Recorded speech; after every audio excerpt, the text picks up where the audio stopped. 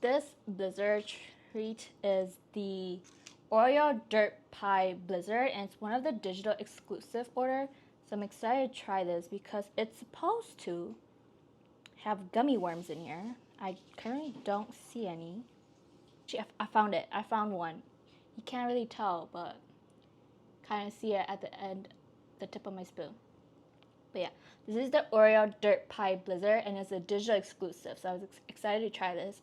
I do like Oreo. Again, I'm not a chocolate lover, but I do love Oreo. So first bite.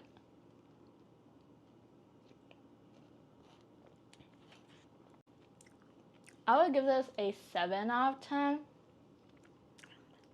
It's a little hard to bite the gummy worm, probably because it's a cold treat, but I do like it. It has nice little Oreo crunches. This is a 7 out of 10.